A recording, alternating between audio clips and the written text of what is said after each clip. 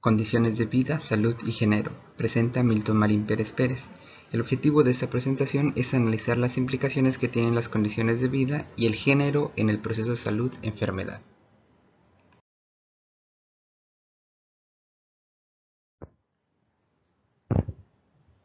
Cuando pensamos en una enfermedad, es necesario que tengamos la noción de que es algo más que lo biológico, que lo fisiológico y que tiene otras implicaciones. Por ello, en el transcurso de esta presentación, hablaremos de que ese proceso está determinado por algunos factores que van más allá del aspecto biológico o genético. Hablamos de factores sociales, que entre ellos se encuentran tan dispersos como pueden ser económicos, son sociales, están inmersos en la cultura, elementos simbólicos. Por ello, cuando se piensa en la salud, debemos recordar que es algo más que la ausencia de enfermedad y que es tan variado, tan diversos los factores que conducen a la enfermedad como lo puede ser la desigualdad social.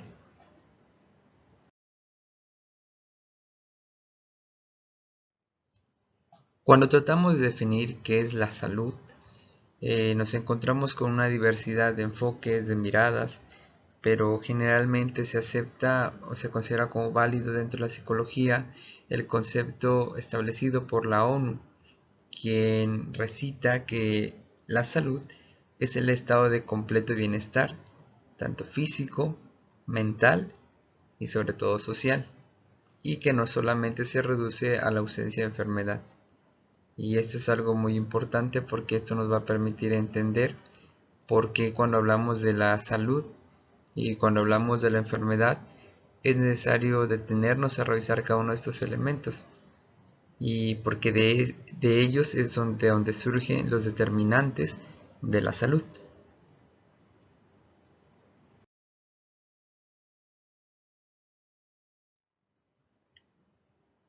Como podemos apreciar, los determinantes de la salud están vinculados de alguna forma con aquellos elementos que considera la ONU como denotadores de, de la salud, del bienestar. Podemos hablar entonces de esos determinantes de la salud, pueden ser determinantes biológicos cuando nos referimos a la genética, la predisposición genética a ciertas enfermedades, cuando nos referimos al estado físico actual, fisiológico también. Nos referimos a los determinantes psicológicos, aquellos factores que intervienen en el estado emocional, en la situación, en todo lo que tiene que ver con los elementos mentales. Pero de forma específica y en especial durante esta presentación vamos a centrarnos en los determinantes sociales, aquellos que de alguna forma intervienen de forma tanto individual como colectiva, poblacional, y que interfieren diferentes elementos, instituciones, personas, personajes, y que de alguna otra forma vienen a repercutir en la salud. Estas tres bases o determinantes de la salud son necesarios para un equilibrio en la salud.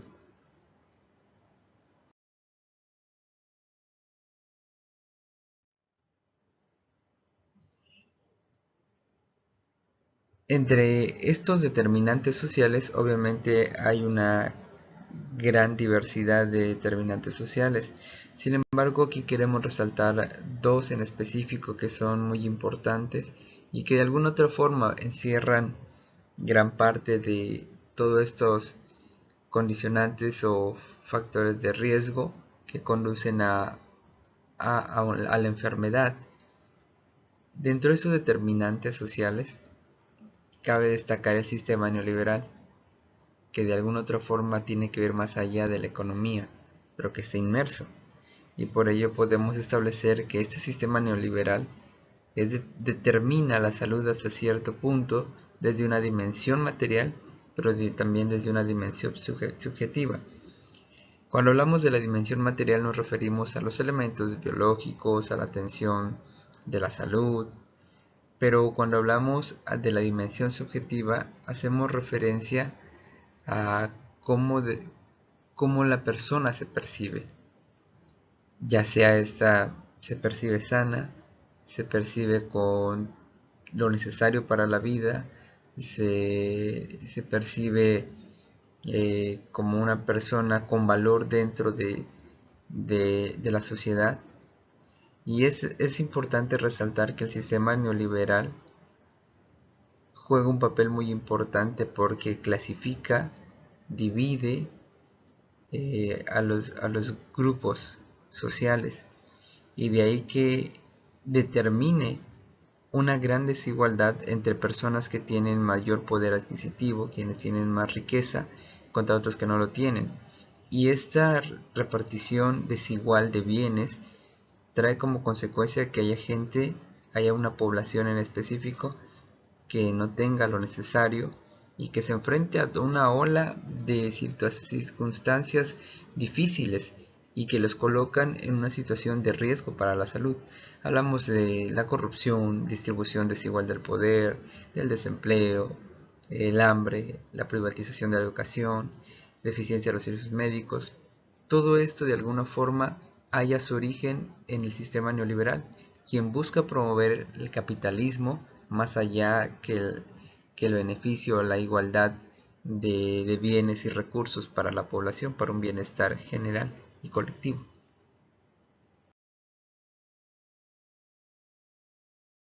Desde esta perspectiva podemos entender que para tratar de encontrar el punto clave donde se encuentran los problemas que conducen o los factores de riesgo que conducen a los problemas de salud, es necesario establecer o mirarlo desde un enfoque poblacional y un enfoque individual. Desde ese enfoque individual es donde nosotros, basados en esta alegoría de un iceberg, hasta arriba, lo último, lo que se ve, lo que podemos percibir, son los signos y síntomas, y hasta esos son individuales.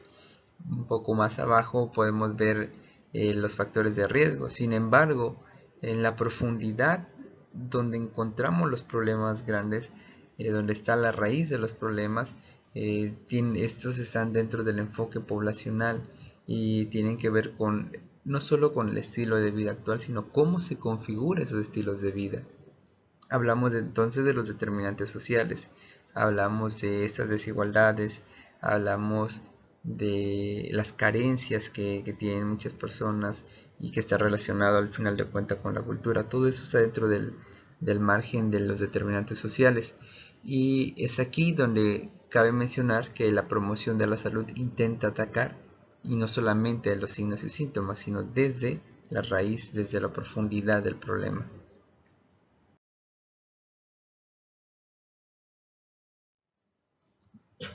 Como mencionábamos, esta situación del neoliberalismo como sistema que rige no solo la economía, sino la vida de un país, crea condiciones de vida diferentes, muy contrastantes. Por un lado tenemos la clase social media y alta, pero más la clase alta, que tienen mayor poder adquisitivo, que se dan lujos, y no solamente lujos en cuestiones de la vida cotidiana, sino también en servicios de salud.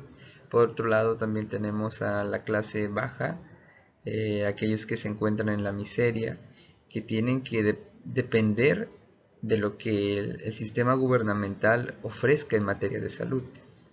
Es cierto que aquellos que tienen mayor poder adquisitivo tienen un mejor servicio de salud a través de los servicios privados.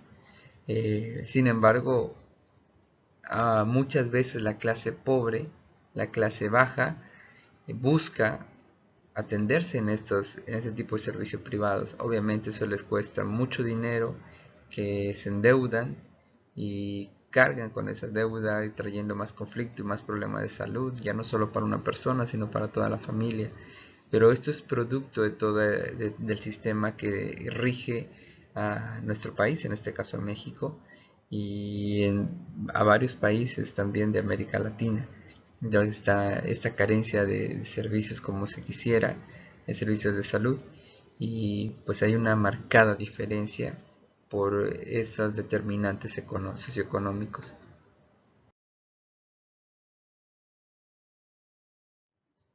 Y hablamos entonces que a esta gente que se encuentra o que vive en un estado de precariedad, no solamente es un factor de la carencia, de decir no se tiene, sino más bien es necesario retomar a Butler, quien señala que este asunto de este problema de la vida precaria, el no tener, el carecer, es un asunto de política, y que hay instituciones políticas que podrían hacer algo. Sin embargo, el sistema dominante no tiene interés en resolver estos problemas. Por ello, la vida precaria, de acuerdo con Butler, ella menciona que la vida precaria, los pobres, terminan siendo la no representabilidad. Además mencionaba de que no se puede concebir la muerte de una persona o la pérdida de la vida de una persona si de todas maneras esa vida no se considera como vida. Son aquellos que no son representados por nadie, y es donde radican los mayores problemas, no solamente de salud, sino en todos los aspectos sociales y de desarrollo humano. Y de ahí que es un factor político que se traslada a la expresión también de la salud, del cuerpo, una forma de dominación, una forma de control a partir de la vida.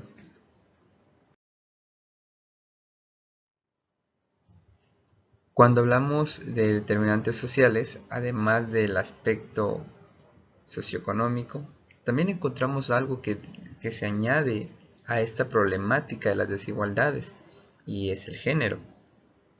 Y cuando se hace una revisión sobre las desigualdades sociales a partir del género, es evidente que las mujeres generalmente siempre están en desventaja.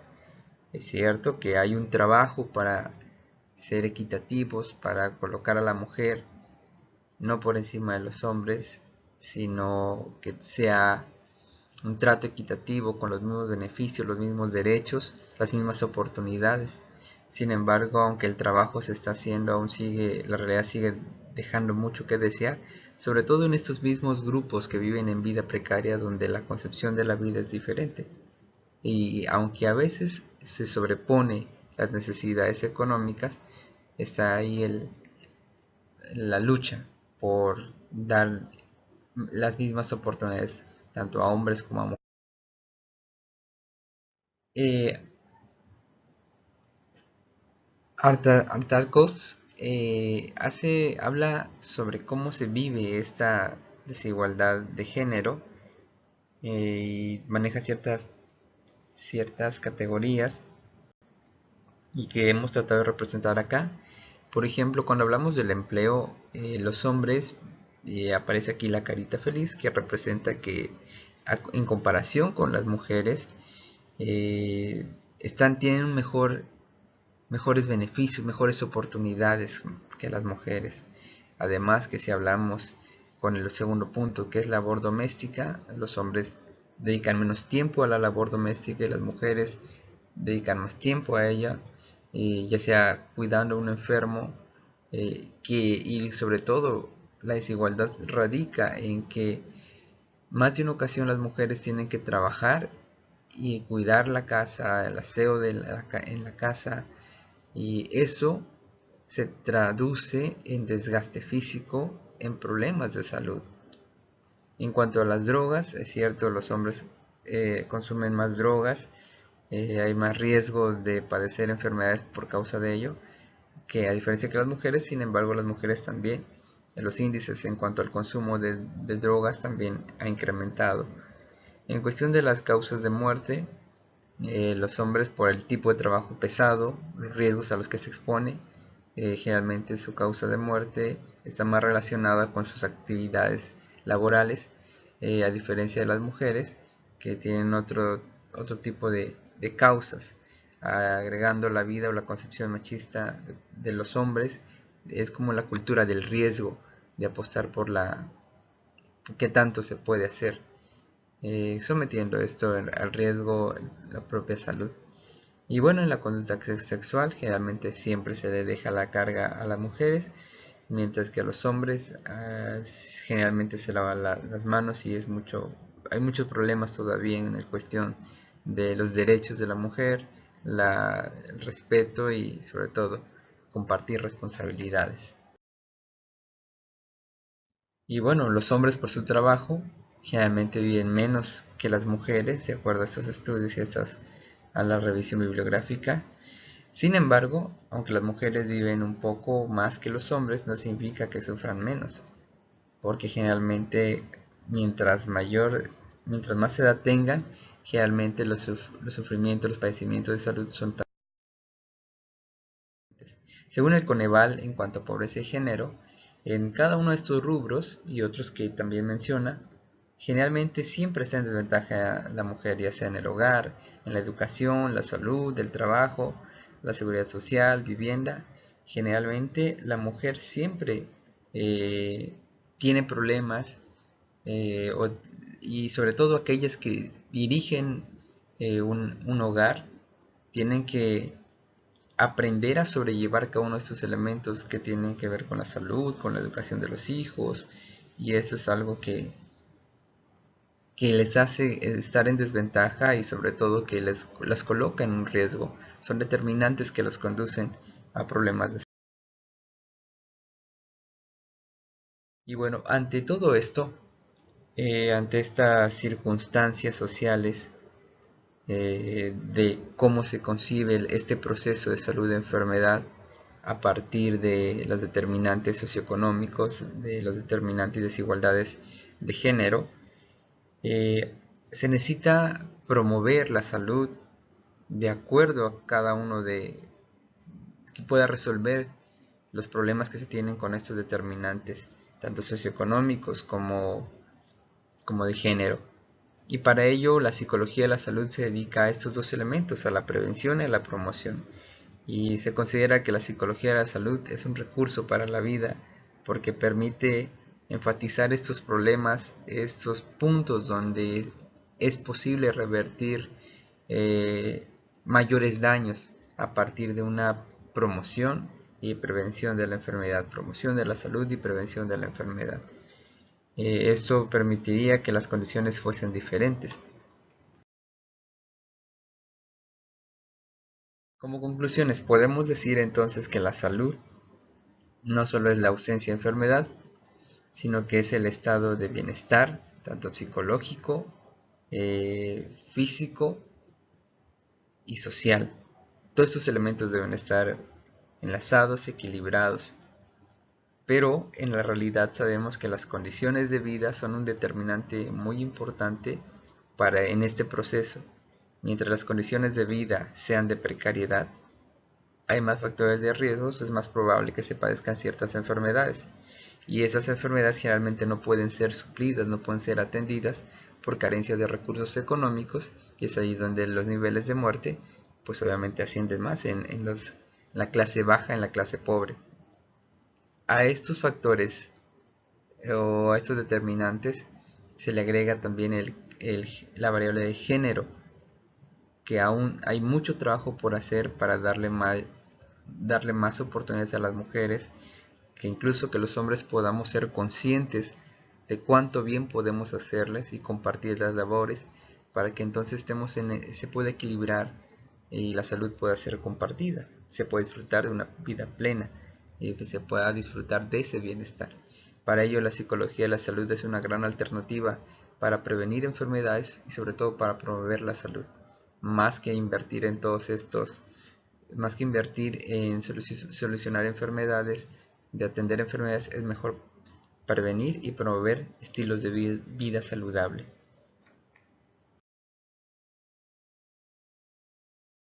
Los que se enfrentan a nuestro país aún son muchos. A medida que hagamos conciencia de la importancia de respetar al otro, de pensar en el otro, nos ayudará y podremos hacer que la salud en realidad sea un derecho humano y es al alcance de todos.